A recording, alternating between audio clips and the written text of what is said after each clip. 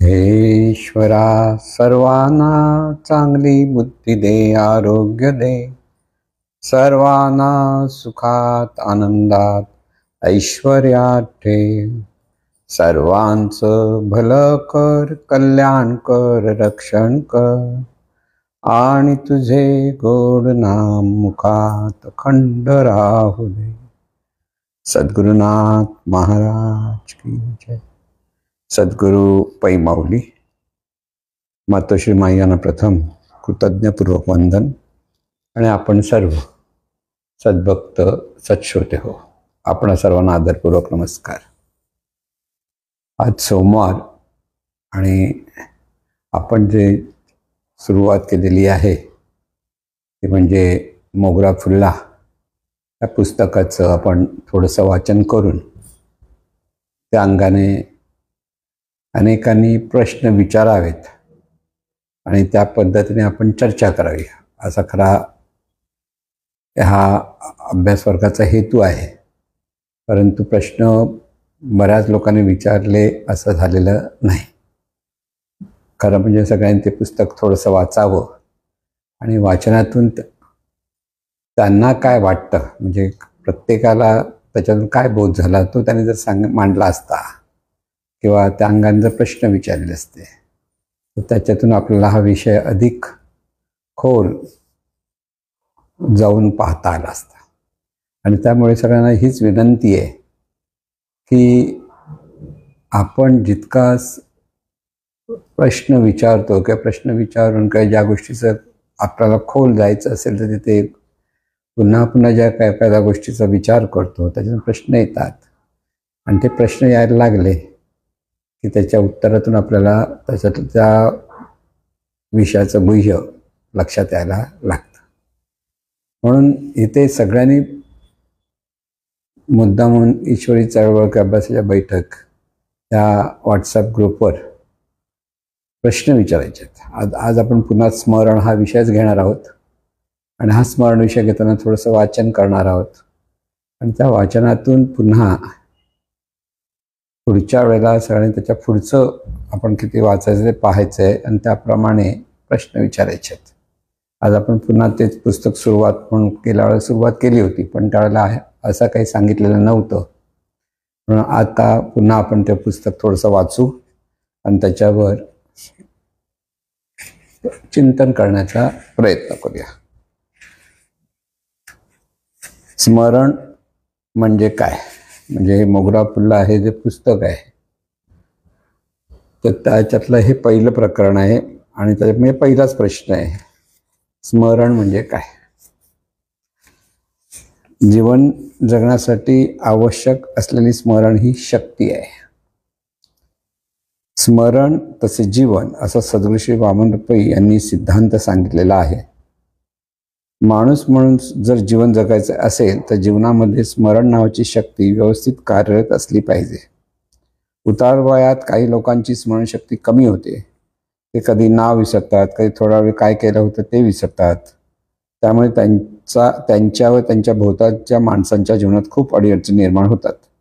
असे जर स्मरण आले आणि थोड्याने गेले तर जीवन आनंदाने आणि सहजपणे जगू शकणार नाही. स्मरण हे सगळ्यांनाच असते. माणसाच्या मेंदूच्या ठिकाणी स्मरणाची सर्व केंद्रे आहेत. या केंद्रांच्या ठिकाणी संतुलितपणा असेल तर जीवन अधिक व्यवस्थितपणे चालते. पण व्यसनाने किंवा शॉक लागल्यामुळे संतुलितपणा बिघडला तर स्मरण बिघडायला लागते. अशा लोकांचे जीवन हे आनंदाने जगू शकतील याची विश्वसनीयता कोणी देऊ शकत नाही किंवा सहजपणे ते जीवन जगू शकणार नाहीत. वेगवेगळ्या प्रकारे आपल्याकडे स्मरण असते. स्मरण हे संस्कारातून व्यक्त होत असते. हे स्मरण स्वतःबद्दल किंवा भोवतालच्या परिस्थिती, व्यक्ती इत्यादी बद्दल असते. या स्मरणाच्या अंगाने आपण चांगले कार्य करू शकतो किंवा वाईट कार्य करू शकतो. या स्मरणशक्तीचा वापर चांगलाच झाला पाहिजे, त्यासाठी आपल्या ठिकाणी शहाणपण व देवाच्या स्मरणाची गरज असते. देवाचे स्मरण म्हणजे दिव्यत्वाचे स्मरण. आपले जीवन दिव्यत्वातून निर्माण झालेले आहे.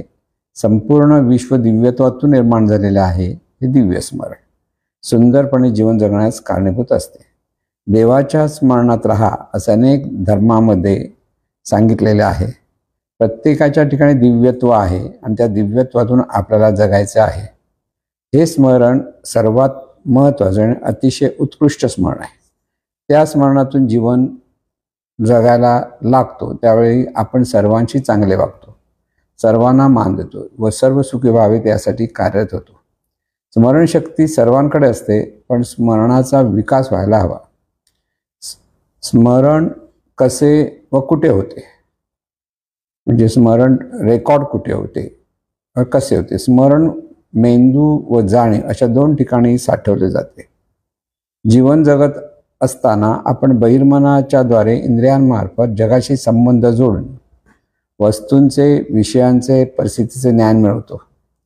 विश्वात अनंत लहरी आहेत. त्या लहरीपैकी ध्वनी लहरी, प्रकाश लहरी वगैरे निरनिराळ्या लहरी आपल्यापर्यंत येऊन संबंधित होत असतात. प्रकाश लहरी डोळ्यातून मेंदूपर्यंत पोहोचतात व आपल्याला वस्तू दिसते. मेंदूच्या ठिकाणी लहरींचे विश्लेषण होते, त्याला आपण दृश्य असे म्हणतो. जे दृश्य आपण पाहतो ते केवळ पाहतो म्हणजे कळते, आकळले जाते आणि स्मरण रूपाने मेंदूंच्या केंद्राच्या ठिकाणी रेकॉर्ड होते. पती पत्नी, आई वडील, बहीण भाऊ ही नाती होती. नाव, जात, धर्म या गोष्टींचे रेकॉर्डिंग मेंदूच्या ठिकाणी होते. मेंदूला मार लागला किंवा वयोमानाप्रमाणे स्मृतिभ्रंश झाला तर मेंदूच्या ठिकाणी त्या पेशी कार्य करू शकत नाहीत, तेव्हा माणसाला आठवत नाही. मेंदूच्या ठिकाणी जे रेकॉर्ड होते ते मेंदूपुरतेच मर्यादित असते. ते रेकॉर्डिंग अंतर्मनाकडे प्रकट करण्याचे सामर्थ्य असते. अंतर्मनाकडून ज्या प्रेरणा निर्माण होतात त्या बहिर्मनामध्ये प्रगट होतात. शॉर्ट टर्म मेमरीतील काही शॉर्ट टर्म मेमरीतील भाग काही दिवसामध्ये आपण विसरतो. लॉंग टर्म मेमरीतील भाग आपल्याला व्यवस्थितपणे लक्षात राहतो. बहिर्मन व अंतर्मनाचा मेंदूशी संबंध येतो. काही गोष्टी जाणीवेवर रेकॉर्ड होतात. जाणीवेच्या संदर्भात विश्वातील विविध प्रकारचे ज्ञान तसेच अध्यात्मातील ईश्वराच्या संदर्भातील केलेले ज्ञान हे स्मरण रूपाने जन्मोजन्मी प्रकट होत असते. उदाहरणार्थ एखादा लहान बालक सहज सुंदर गाऊ शकते.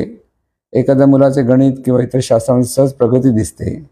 ज्ञानेश्वरांसारखा बालक अध्यात्मामध्ये प्रतिभावंत होतो. हे जाणीवर असलेल्या स्मरणामुळे सहज शक्य होते. अंतर्मनाच्या नेणीपूर्वक कार्य करण्याच्या जाणीवेच्या स्थितीच्या ठिकाणी रेकॉर्डिंग असते. जाणीवेला ज्ञान, आनंद हवा आहे, त्यासाठी तिचा प्रवाहितपणा आहे. हे जाणीवेला प्राप्त होते तेव्हा जाणीव तृप्त होते. प्रत्येकाच्या ठिकाणी जाणीव आहे, तिचा संबंध परमेश्वर शक्तीशी आहे. ते दिव्यत्व प्रत्येकाच्या ठिकाणी आहे, परंतु ज्ञान व आनंद कसा मिळवायचा ही कला साधल्याने किंवा न साधल्याने प्रगती किंवा अधोगती प्राप्त होते. देवाच्या मूर्तीपूजेचे रहस्य काय?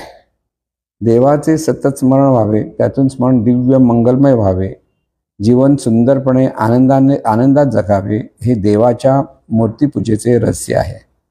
परंतु सर्वसाधारण माणसांना हे न कळल्यामुळे बहुतांशी माणसे देवाच्या मूर्तीपूजेच्या कर्मकांडात अडकलेली आहेत. देव म्हणजे अनंत दिव्य निर्गुण स्वरूप, जे सगुण व साकार रूपाने म्हणजे चर अचर अखिल निखिल विश्वरूपाने व्यक्त आहे. आकाश, वायू, तेज, जल, पृथ्वी ही पंचमहातत्वे, संपूर्ण ग्रह, तारे, वनस्पती, पशु, पक्षी, कीटक, जीवाणू, माणसे हे सर्व मिळून ते विश्वरूप होय. ते देवाचे म्हणजे दिव्य स्वरूपाचे आहे. प्रत्येक रूप दिव्य व्यवस्था रूप आहे. व्यवस्था म्हणजे विशिष्ट नियमाने नियमित आहे. हे स्मरणात राहण्यासाठी प्रथम देवाच्या मूर्तीचे प्रयोजन आहे.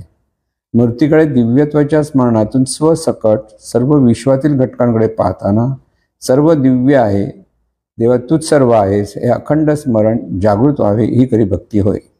जे जे भेटे भूत ते ते जाणीचे भगवंत, हा निश्चित भक्तियोग जाण माझा. आपल्या पूर्वजांनी देवाचे स्मरण अखंड व्हावे यासाठी बांधलेले खूण म्हणजे मूर्तीपूजा होय. अनंत रूपे अनंत वेश, म्या देखिले त्यासी, बाप रकुमा देवी वरू कोण बांधिली तैसी, देखिला देखिला माये देवाचा देव, फिटला संदेह निमाले दुजेपण. अशा पूजनाचा किंवा भक्तीचा परिणाम किंवा प्रसाद सर्वांप्रती प्रेमाने व आपुलकीने जगता येते. हा जो विषय आज आपण चिंतनाला घेतलेला आहे ते म्हणजे स्मरण. आणि स्मरण तसं जीवन हा सिद्धांत आहे. स्मरण नसेल तर माणूस जीवन जगू शकणार नाही. अजिबात त्याला काही आठवत नाही म्हटलं तर काय होईल, त्याला जीवन जगता येणार नाही. आणि म्हणून प्रथम स्मरण म्हणजे काय हा विचार करा. हे स्मरण प्रत्येक माणसाकडे कशा पद्धतीने निर्माण होतं, की कशा पद्धतीने स्मरण शक्ती म्हणतो आपण, प्रत्येकाने कशी प्रगट होते, हा पहिला प्रश्न आहे. आपण आपल्या 5 ज्ञानेंद्रियाच्या द्वारे जगाशी संबंधित होत असतो. अगदी लहानपणापासून जसं जसं पाहणं, 5 ज्ञानेंद्रिय, डोळा म्हणजे पाहणं, कानातून ऐकतो म्हणजे ऐकणं, नाकातून गंध जाणतो, जिव्हेतून स्वाद चाखतो पदार्थाचा, आणि त्वचेच्या द्वारे स्पर्श जाणतो. ही 5 अंगाने जे आपण ज्ञान ग्रहण करत असतो बाहेरील विश्वाचं, बघा लक्षात घ्या. आणि त्या ज्ञानातून ते ज्ञान जेव्हा संग्रहित होतं जाणीवेच्या ठिकाणी, आणि त्या संग्रहित ज्ञान जे आहे त्याला आपण स्मरण म्हणतो. लक्षात घ्या. स्मरण म्हणजे काय, आपण एखादी वस्तू पाहिली, छान आहे, सुंदर आहे, आपल्याला आवडली. आता उदाहरण घ्यायचं तर आपण ताजमहाल पाहिला. आता हा ताजमहाल पाहिला, जसा पाहिला तसा, अगदी सगळ्याच गोष्टी बारीक बारीक पाहिल्या असं नाही, पण सौंदर्य पाहिलं, छान दिसला. आता 10 वर्षानंतर सुद्धा कुठेतरी ताजमहालबद्दल विषय आला तर ज्याने पाहिला तो काय म्हणतो, हा मला माहिती आहे, मी पाहिलंय. हे स्मरण. स्मरण म्हणजे काय, त्याने पाहिलेलं आहे ते त्याच्याकडे स्मरणात आहे. स्मरणात म्हणजे ते संग्रहात आहे, संग्रह केलेला आहे त्या गोष्टीचा. पण लहानपणापासून आपण अनेक गोष्टी पाहतो, ऐकतो, अनेक लोकांशी संबंध येतो, आणि त्या संबंधातून ह्या सगळ्या गोष्टी जे जे ज्ञान ग्रहण केलेलं आहे ते बहिर्मनाच्या द्वारे अंतर्मनात जाऊन पोचतं. लक्षात घ्या. सगळं म्हणजे अंतर्मन हे गोडाऊन आहे म्हणायला हरकत नाही. म्हणजे स्मरणाचं केंद्र हे अंतर्मनात आहे. बहिर्मन म्हणजे जाणीवपूर्वक जे जे जे जे आपण पाहतो ते जे जे ज्ञान गोळा करतो जातो कुठे, अंतर्मनामध्ये ते संग्रहित होतं. म्हणून जे ज्ञान संग्रहित होतं अंतर्मनात त्याला आपण स्मरण म्हणतो. स्मरण म्हणजे काय, अंतर्मनात गोळा झालेलं ज्ञान, हे ज्ञान जेव्हा तिथे संग्रहित होतं त्याला संग्रहित होताना आपण रेकॉर्डिंग होतं असं म्हणतो. बऱ्याच वेळेला रेकॉर्ड झालं म्हणजे आपण जेव्हा गाणी कुठे रेकॉर्ड करतो म्हणतो ना, हा माझ्याकडे रेकॉर्ड आहे तसं. म्हणजे काय, तर ते गाणं तसं तसं आपल्याला लावता येतं आणि परत ते गाणं ऐकता येतं. तसंच आपल्या अंतर्मनामध्ये हे रेकॉर्डिंग होतं. थोडक्यात रेकॉर्डिंग आहे.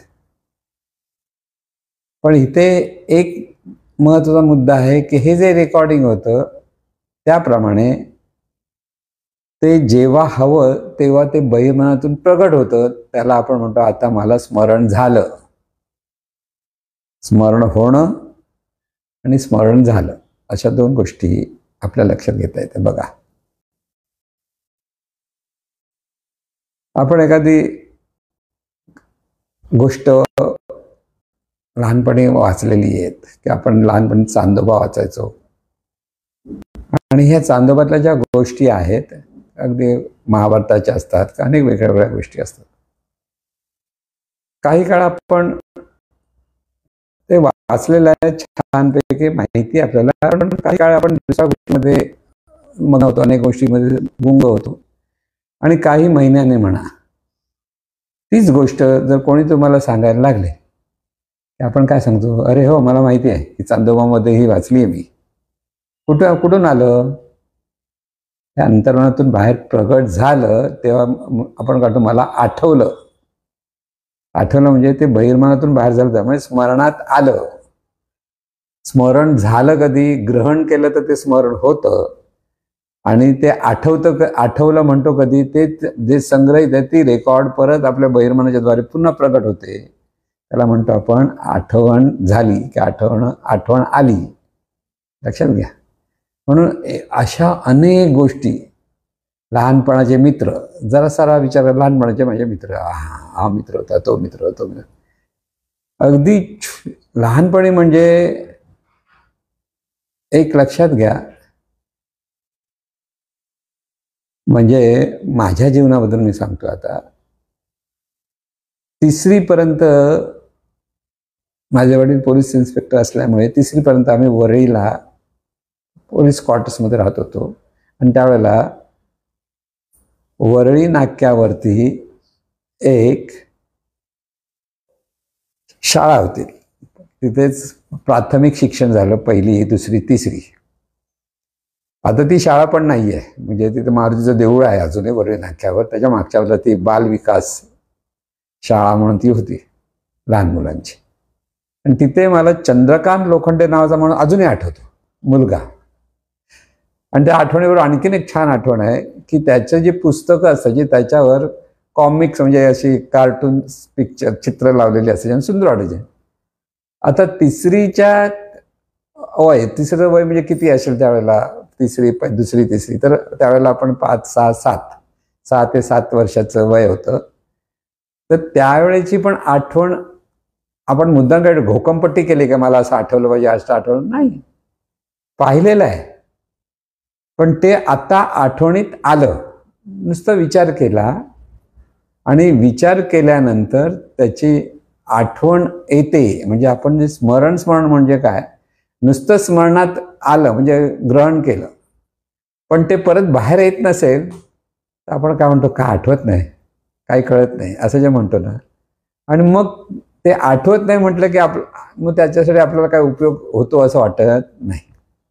म्हणजे स्मरण म्हटल्यानंतर स्मरणशक्ती आहे. स्मरणशक्ती म्हणताना हे स्मरण प्रत्येक क्षणोक्षणी अनेक गोष्टी आपण पाहतो, अनुभवतो, किंवा त्या गोष्टींची आपला जो संबंध येतो ते सगळं आपल्या अंतर्मनामध्ये संग्रहित केलं जातं की होतं. हे ऑटोमॅटिकली होतं. आणि हे ऑटोमॅटिकली म्हणजे सहजपणे ते होत असतं. आणि ते इतकं साठवलेलं असतं. पण एखादी अशी परिस्थिती येते त्यावेळेला ते बरोबर आठवतं. मग अशी म्हटलं आता चंद्रकांत लोखंडे, आता त्या वेळेच्या 6 वर्षाच्या काळामध्ये, 6 वर्षाच्या वयामध्ये तो मुलगा, तो कुठे राहत होता वगैरे, परत कधी त्याची भेट नाही, काही नाही. तो कसा समोर आला तरी आता दिसलं तरी समजणार, लक्षात पण येणार नाही की हाच तो आहे. पण हे स्मरण आपल्याकडे त्यावेळेचं तसं राहिलं. त्यामुळे तो आता मोठा झाल्यानंतर काही भेट नाही झाली, काही नाही. नंतर आमची वडिलांची बदली बोरिवली झालो आणि तिथून मग ते सगळं वरळी वगैरेचं सगळं बाजूला झालं. पण त्या काळचे जे काही मित्र असतील ते आठवतात का? पण ते अंतर्मनामध्ये जाऊन साठवले जातं. सगळं ज्ञान जे अंतर्मनामध्ये साठवलं जातं त्याला म्हणतात स्मरण. हे स्मरण जितकं आपण स्मरण करण्याचा म्हणजे प्रत्येक ज्ञान ग्रहण करण्याचा प्रयत्न करतो, ते ज्ञान तसंच्या तसं ज्या पद्धतीने ग्रहण केले त्या पद्धतीने अंतर्मनामध्ये साठवलं जातं. दुसऱ्या भाषेला म्हणतो रेकॉर्ड होतं. हा महत्त्वाचा मुद्दा लक्षात ठेवायचा की हे जी रेकॉर्डिंग जे ग्रहण केलेलं आहे त्या पद्धतीने पुन्हा आपल्या वागण्यामध्ये ते प्रगट होत असतं. आता परत बघा, दुसऱ्या पद्धतीने सांगतो. आपल्याला आपलं नाव सतत सांगितलं जातं लहानपणी, हे तुझं नाव आहे, हे तुझं नाव आहे. म्हणजे अगदी नर्सरी बिर्सरीमध्ये सतत त्याला विचारून ते नाव पुन्हा केल्या त्यामुळे ते अंतर्मनामध्ये रेकॉर्ड होतं. आणि ते नाव घेतलं की तो मी, हा भाव तिथे तयार होतो. लक्षात घ्या. म्हणजे स्मरणातून भाव निर्माण झाला. ते जे ज्ञान गोळा केलेलं आहे त्याच्यातून हा भाव तयार होतो. आणि त्या भावातून माणूस जीवन जगतो. म्हणजे प्रत्येकजण मी अमुक आहे, हे माझं नाव आहे, हे माझे आई वडील आहेत, की हे असं माझं घर आहे, की माझं गाव आहे, हे प्रत्येकजण प्रत्येक व्यक्ती ते ग्रहण करते आणि त्या ग्रहण करण्यातून ते स्वतःचं व्यक्तिमत्व घडवत असतं. परत स्मरणातून व्यक्तिमत्व घडतं. स्मरणातून व्यक्तिमत्व घडतं म्हणजे जे जे संस्कार जे घेतले जातात ते जे संस्कार ह्या स्मरणशक्तीच्या ठिकाणी संग्रहित होते. स्मरणशक्ती म्हणतो म्हणजे अंतर्मनाच्या ठिकाणी. आणि त्यामुळे त्या स्मरणातून प्रत्येक माणूस जीवन जगत असतो. हे व्यवस्थित लक्षात आहे. म्हणून आता इथे महत्त्वाचा मुद्दा एक लक्षात घेता येतो की सर्वसाधारण जीवन जगताना आपल्याला सगळ्याच गोष्टी स्मरणात पाहिजे असं नसतं. थोडं आठवण बोललो, थोडा गप्पा मारल्या, परत गेलो, परत आठवणच राहिली पाहिजे असं नाही. नंतर परत आठवतं, कधी नाही आठवत, हे सगळं चाललेलं असतं. पण आपल्या ठिकाणी जीवन सुंदरपणे जगण्यासाठी आपल्याला ह्या स्मरणशक्तीचा विकास करून घ्यायला हवा. हे उच्चतम जीवन जगण्याची पद्धत आहे. इथे लक्षात ठेवायचं. इथे स्मरण आहे. सर्वसाधारण म्हणतात जो ज्ञानी आहे, अज्ञानी आहे, प्रत्येकाला त्याच्या त्याच्या पद्धतीने जे ज्ञान गोळा करतो ते चांगलं त्याच्या स्मरणात राहतं. लहानपणी आपण जे पाढे म्हटलेले असतील, खूप ज्याचे पाठ झालेले आहेत, तर मोठेपणी पण तो सहज बोलू शकतो पाढा.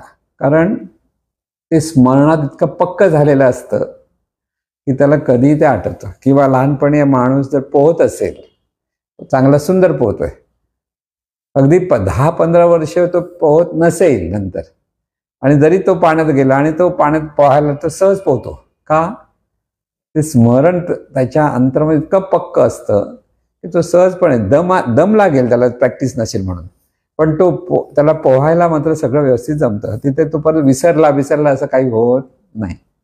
म्हणून काही गोष्टी आपल्याला काही काळासाठी स्मरणात राहतात आणि आपण विसरतो. त्याला आपण म्हणतो तात्पुरतं स्मरण, म्हणजे त्याला इंग्लिशमध्ये टेम्पररी म्हणतो, टेम्पररी. आणि काही ज्ञान आपल्याला किती वर्ष झाले तर ते पक्क आपल्या लक्षात राहतं. त्याला म्हणतात शाश्वत स्मरण, म्हणजेच परमनंट स्मरण, म्हणजे परमनंट मेमरी. म्हणजे टेम्पररी मेमरी आणि परमनंट मेमरी असे दोन प्रकार आपल्या जीवनात घडत असतात. आपण मुलं म्हणून जेव्हा विद्यार्थी म्हणून जेव्हा आपण अभ्यास करत असतो, घोकमपट्टी करतो, परीक्षेसाठी घोकमपट्टी करून परीक्षेपुरती तेवढं सगळं उत्तरही लिहितो. पण आणखीन 2-3 इयत्ता पुढे जाऊ द्यात आणि मग त्याला मागचं काहीतरी विचारा, त्याला काही लक्षात येत नाही. कारण ती टेम्पररी मेमरी असते, त्याचा तेवढ्या पुरत्याने उपयोग केला नाही त्याला. पण काही गोष्टींचा बोध जर आपल्या मनामध्ये पक्का असतो, त्या बोधाप्रमाणे आपण जीवन जगायला लागलं तर ती परमनंट मेमरी असते. सगळं जीवन आपलं हे असं चाललेलं आहे आणि त्यामुळे स्मरण आहे तर जीवन आहे. म्हणून इथे स्मरण कुठून येतं, कसं येतं, ते आपणच आपल्या पाहण्यातून, सर्वांशी संबंधित होण्यातून, जे जे काही आपल्याला अनुभव येतो त्याच्यातून स्मरण येतं, ग्रहण होतं. आता साधी गोष्ट सांगतो. लहान मुलाला आपण एखाद्या गरम गोष्ट अशी तिथे जाऊ नको, हू आहे करून त्याला सांगत असतो गरम आहे. तोही हू आहे म्हणतो, त्याला काहीच कळलेलं नसतं. पण एक दिवस त्याला आईचं लक्ष नाही म्हणलं तर हू आहे म्हणून हात लावायला जातो आणि त्याला जेव्हा चटका लागतो आणि मग त्याला आणखीन 4 दिवस ते काय आहे तर तो स्वतः हू आहे लांब पडायला पाहिजे. हा अनुभव आहे. तो अंतर्मनात एकदा अनुभव आला की ते परमनंट, मग तो किती मोठा झाला तर ते आठवणं. चटका म्हणजे काय ते शब्दाने काही सांगता येत नव्हतं. फक्त हू आहे म्हटलं याचा अर्थ ते गरम आहे म्हणजे त्याला काही कळत नव्हतं. पण ज्यावेळेला प्रत्यक्ष अनुभव येतो त्यावेळेला ते स्मरण पक्क असतं. म्हणजे अनुभवातून स्मरण पक्क होतं, म्हणजे परमनंट स्मरण असतं. आपल्याला ह्या सगळ्या चिंतनातून हे प्रथम लक्षात घ्यायचं आहे की प्रत्येकाकडे स्मरणशक्ती असते, नसते असं कधीही नसतं. जी गोष्ट अधिक आवडते त्या गोष्टींचं स्मरण आपल्याला अधिक असतं, किंवा ज्या गोष्टींची आपल्याला तिरस्कार असतो ती गोष्ट आपल्याला पक्की राहते. पण नॉर्मल गोष्टी पक्क्या राहतील याची गॅरंटी नसते. कळलं? की ते काही गोष्टी आवडतात ते बरोबर, म्हणजे काही माणसं सुद्धा आपल्याला आवडतात, ते आपल्याला बरोबर स्मरणात असतं. म्हणजे किती वर्षांनी जरी पहिले चेहरा बदल तरी आपण पटकन त्याला ओळखू पण शकतो. काही विचारलं, नाव वगैरे सांगलं, पटकन आपल्याला लक्षात आलं, हा तूच. जो मित्र जी व्यक्ती त्यावेळेला त्याच्याशी आपलं भांडण असेल किंवा काहीतरी मारामार झालेला असेल लहानपणी, आणखी तो 10 वर्षांनी तरी तो आपल्या लक्षात येतो. कारण आपल्या ठिकाणी ज्या अंतर्मनाच्या भावना आहेत, आनंदाच्या, प्रेमाच्या, आपलेपणाच्या किंवा तिरस्काराच्या, द्वेषाच्या, ह्या भावना सुद्धा स्मरणशक्तीवर परिणाम करत असतात. म्हणजे स्मरणशक्ती अधिक दृढ होत जाते. ह्या गोष्टीचा आपल्याला फायदा करून घ्यायचा आहे की आपल्याला सद्भावनेतून आपलं स्मरण विकसित करता येतं. सद्भावना काय की हे सगळं जीवन आपलं जे आहे ते स्मरणातून चाललेलं आहे आणि हे जीवन आपलं देवाशी म्हणजे दिव्यत्वाशी संबंधित आहे हे आपल्या लक्षात आलं पाहिजे. जितकं दिव्यत्वाचा अभ्यास करतो, लोकांना देवाची पूजा म्हणजे देवबिवाच्या मूर्तीपूजा वगैरे ह्या अंगाने विचार करतात किंवा परमार्थामध्ये नामस्मरण करा म्हणजे काय, देवाचं स्मरण करा हा अर्थ आहे. पण बऱ्याच वेळा म्हणतात नुसतं नाम पुन्हा पुन्हा म्हटलं की ते नामस्मरण झालं, तर ते नामस्मरण ते शब्दाचं स्मरण झालं. अर्थ लक्षात घ्या. ज्याने कधी आंबा पाहिला नाही किंवा कधी चाखला नाही अशा मुलाला आंबा आंबा आंबा बोलतो, आंबा आंबा आंबा बोलत नाही, त्याच्या डोळ्यासमोर काही येणार नाही, त्याला वस्तूचं स्मरण होणार नाही, पण त्या शब्दाचं स्मरण मात्र पक्का. आंबा आंबा म्हटलं आंबा आंबा म्हणायला लागतो. पण ज्या दिवशी त्याला आंबा दाखवला की हा आंबा आणि हा आंबा खाऊन बघ म्हटलं की तो त्याला गोड लागला, तर तो आंब्याला कधीच विसरू शकत नाही. आता एखाद्या मुलाला लहानपणी तोंडात बोट घालायची सवय असते. मग त्यावेळेला मोठी माणसं मुद्दाम उपाय काय करतात, त्याला तिखट त्या बोटाला लावतात किंवा कडू गोष्ट एखाद्या बोटाला लावतात. आणि तो जर तोंडात बोट गेलं ते कडू लागलं की मग त्याला नको नको नको वाटतं ना, आणि ते स्मरण त्याला पक्क होतं, मग तो तोंडात बोट घालत. म्हणजे ह्या सगळे जीवन आपण जगत असताना जे जे अनुभव येतात ते अनुभव या अंतर्मनामध्ये संग्रहित होतात, म्हणजे रेकॉर्ड होतात, आणि त्यालाच आपण स्मरण बोलतो. आणि त्या स्मरणातून जीवन जगा. म्हणून स्मरण विकसित करायचं तर काय करायचं हा प्रश्न आहे. आता स्मरण विकसित करण्यासाठी मन स्थिर राहणं फार महत्वाचं असतं. अस्थिर मनात स्मरण स्थिर राहत नाही. म्हणजे स्मरणशक्तीचा विकास अस्थिर मनामध्ये नसतो. अस्थिर मनामध्ये कधी स्मरण असेल कधी नसेल अशा पद्धतीने माणसं जीवन जगत असतात.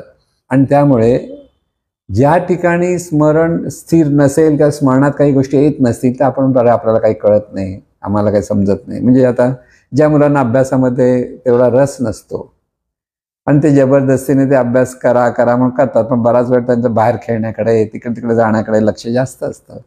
मग त्यांच्या तो विषयाचा विषयाचा अभ्यास होत नाही, म्हणजे एखाद्या विषयाचं स्मरण टिकत नाही.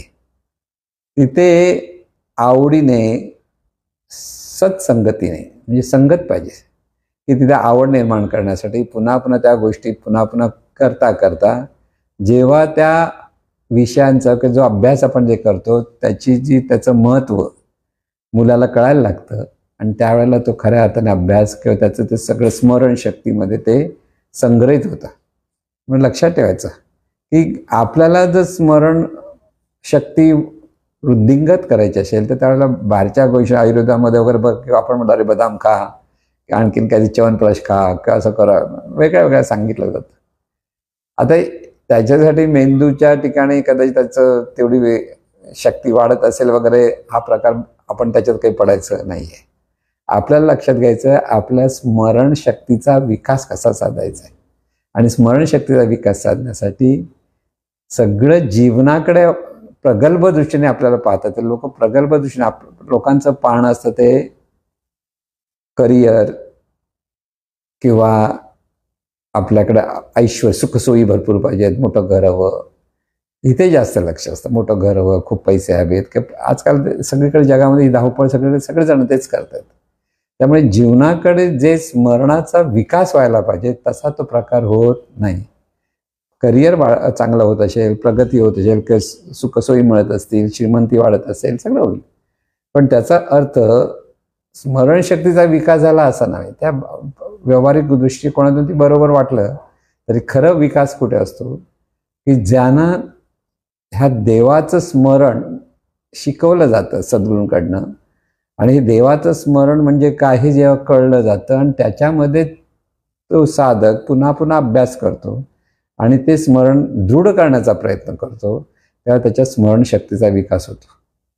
इथे आपण हा परमार्थाचा भाग आहे का, तर हा परमार्थाचा भाग म्हणायला गेला तर परमार्थ, पण खरं म्हणजे जीवन जगण्यासाठी हे खूप आवश्यक आहे. कारण स्थिर मन झाल्याशिवाय आपली स्मरणशक्तीचा विकास होत नाही. विकास होणं वेगळं, आपण नुसती प्रगती होणं वेगळं. प्रगती म्हणजे आपल्या जीवनाच्या प्रापंचिक गोष्टीच्या अंगाने आपली प्रगती होते, खूप पैसा मिळवला जातो किंवा खूप सुखसोयी मिळवल्या जातात, हे सगळं होतं. पण त्याचा अर्थ माणसाच्या मनामध्ये त्याचे सद्विचार सतत प्रगट होतात का, तर त्याबद्दल प्रश्नचिन्ह उभं राहील. इथे स्मरणशक्तीचा विकास म्हणजे आपल्या ठिकाणी सतत सद्भावना निर्माण झाल्या पाहिजेत. जीवनाकडे पाहताना प्रत्येक गोष्ट सद्भावनेतून करण्याची वृत्ती जी आपल्याला निर्माण होते, त्या खऱ्या अर्थाने त्या स्मरणशक्तीचा विकास होतो. म्हणून बऱ्याच लोकांना प्रश्न पडतो की मला बऱ्याच वेळा नेमका आठवत नाही. काही लोकांनी मला प्रश्न विचारला की म्हणजे स्मरण आहे पण ते प्रगट होत नाही त्याच वेळेला. कारण ते प्रगट करण्याचा आपण प्रयत्न करत नाही. आपण दरवेळेला आपल्या ठिकाणी चिंतन नावाची गोष्ट आपण जर करायला लागलो, तर चिंतन जितकं पुन्हा पुन्हा त्या कोणत्याही गोष्टीचं होतं तितकं स्मरण पक्क होतं आणि ते कधीही तिथे प्रगटीकरण होऊ शकतं. म्हणजे स्मरणात येतं, रेकॉर्ड होतं आणि ते रेकॉर्डिंग पुन्हा बहिर्मनाच्या द्वारे प्रगट होतं. त्यासाठी चिंतनाची आवश्यकता असते. म्हणून चिंतन करणं फार महत्त्वाचं आहे. कोणतीही गोष्टीचं चिंतन तुम्ही करत राहा आणि त्या गोष्टी म्हणजे जी गोष्ट आपल्याला हवी आहे ते गोष्ट आपल्याला हवी आहे आणि त्या अंगाने ती अशी आहे तशी आहे, ह्या अंगाने जी आपण पाहतो कशी मिळवायची, कुठे मिळवायची, कधी मिळवायची, ह्याचा विचार जितका करत जातो तेव्हा त्या स्मरणशक्तीतून तिथे प्रगल्भता निर्माण होते किंवा प्रज्ञा निर्माण होते आणि त्या प्रज्ञेतून ती गोष्ट अवगत होते किंवा ती स्मरणातून प्रगट होते. दोन्ही गोष्टी लक्षात ठेवा. आणि म्हणून चिंतन करणं आणि ज्या विषयाच्या आवड असलेल्या त्याच लोकांच्या संगतीत जर आपण राहिलो तर त्या विषयाचं स्मरण आपल्याला अधिक पक्क होतं. पुन्हा पुन्हा चिंतनातून, पुन्हा पुन्हा बोलण्यातून, पुन्हा पुन्हा त्याच्यावर विचार करण्यातून ज्यावेळेला ह्या गोष्टी आपण करायला लागतो तर त्या दृढ होतात. म्हणून देवाचं स्मरण आम्हाला जमत नाही असं बरेच लोक नामस्मरण करतात. लोकांना कंटाळा येतो, कसलं नामस्मरण करायचं, नुसतं राम राम म्हणा किंवा विठ्ठल म्हणा. काही लोक असं विचारतात काय करायचंय, पण ते स्मरण आपल्या स्वतःच्या स्मरणशक्तीचा विकास साधण्यासाठी आहे, हे बऱ्याच लोकांच्या लक्षात येत नाही. कारण एखाद्या गोष्टीवर किंवा एखाद्या वस्तूवर जेव्हा आपण मन केंद्रित करतो, पण त्या मन केंद्रित करण्यासाठी जर आपल्याकडे सद्भावना किंवा चांगले विचार जर असतील तर त्याच्यातून स्मरणशक्तीचा विकास होतो. हे महत्त्वाचं. म्हणजे उदाहरण दिलं तर लक्षात येईल की इथे जिथे कुठे मीचे स्फुरण तेथे घडावे विठ्ठल स्मरण. म्हणजे त्याचे मी मी मी वाटतं, हे मी म्हणजे काय आहे, तर हे दिव्यत्वाचं स्फुरण आहे. हे जर आपल्याला लक्षात आलं आणि त्या दिव्यतेच्या स्फुरणाला देवाचं नाव दिलं तर त्याला म्हणतात नामस्मरण. म्हणजे लक्षात घ्या, मी असं जेव्हा मी म्हणतो तर मी कोण, तर मी माझं नाव वगैरे सगळं सांगतो. हे बाह्यांगाने बरोबर जरी असलं तरी मुळात तू जन्माला आला तर तुझं नाव होतं का, तुला हे नातीगोती होती का, तू कोण होतास, काहीच माहीत नाही. आल्यानंतर हे तुझ्या लादलं गेलं आणि ते तुझ्या स्मरणात तू घेतलंस आणि त्याच्यातून तू जीवन जगतोस. पण तू मी म्हणून जे आहे तत्व हे दिव्य स्वरूपातून निर्माण झालेलं आहे आणि तिथे दिव्यत्व आहे आणि त्या दिव्यत्वाचं स्मरण करण्यासाठी देवाचं नाव घ्या. म्हणजे त्याला राम म्हण, कृष्ण म्हण, जे आवडेल ते. तिथे मी म्हणणारं जे तत्व आहे ते दिव्य आहे. हे स्मरण हा परमार्थ आहे. तिथे परमार्थ म्हणजे देवाची पूजा करणं हा परमार्थ जो सर्वसाधारण लोकांना समजला की कर्मकांड केली, पूजा अर्चा केल्या, होम हवन केलं की आपण मोठे पारमार्थिक आहोत असा लोकांचा समज आहे.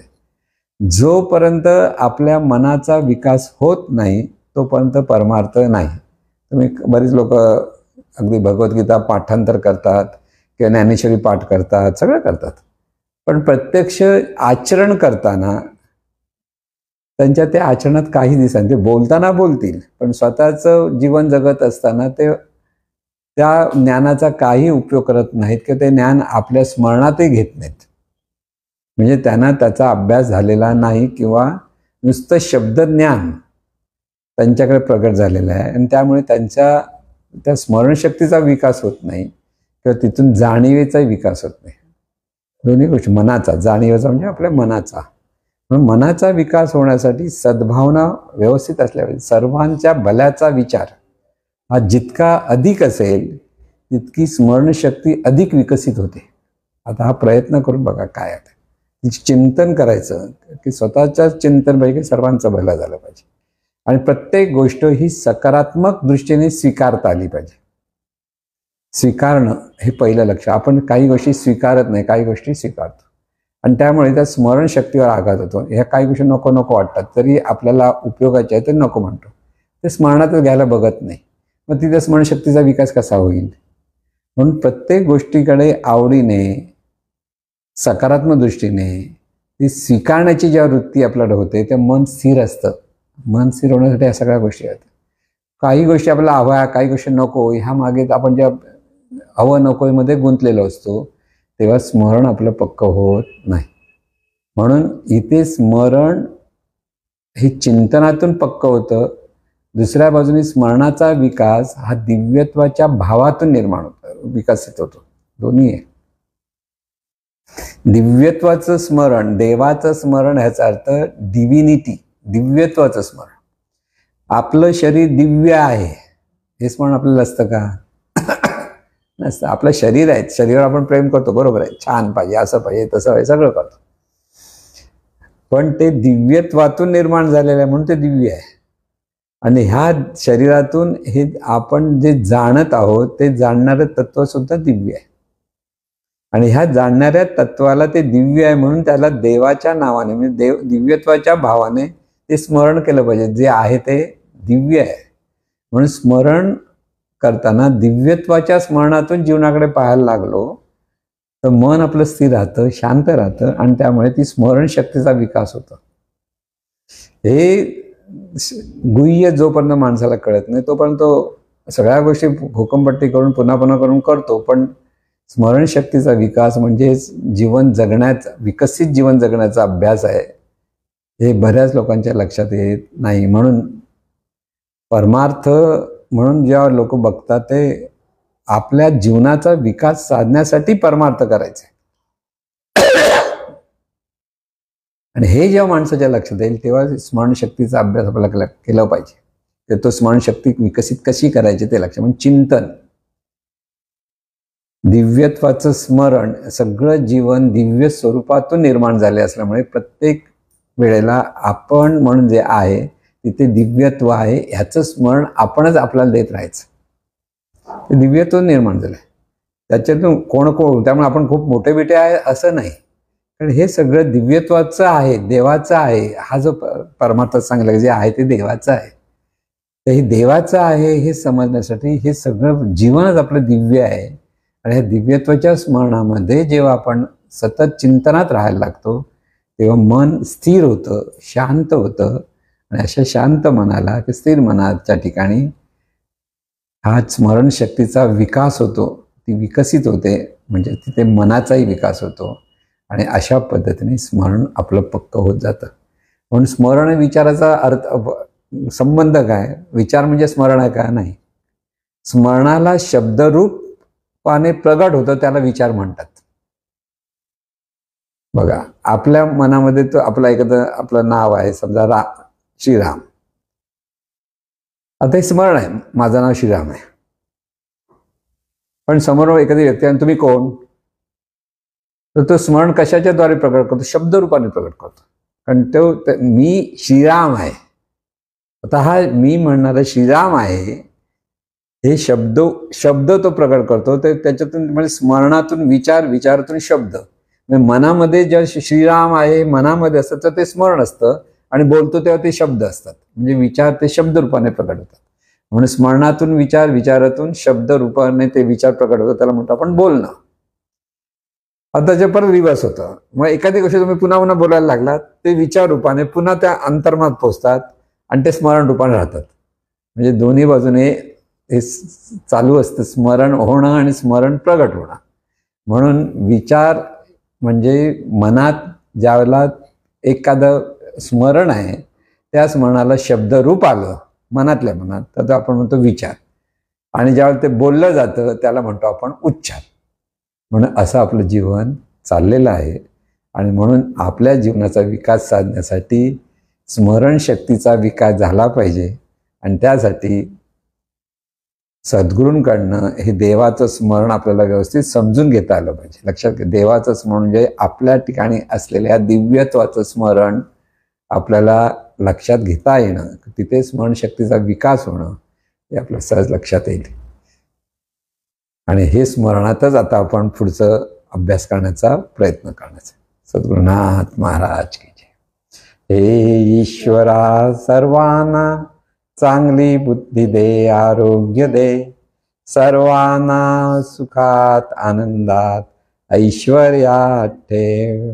सर्वांचं भलं कर, कल्याण कर, रक्षण कर, आणि तुझे गोड नाम मुखात अखंड राहू दे. सद्गुरुनाथ महाराज.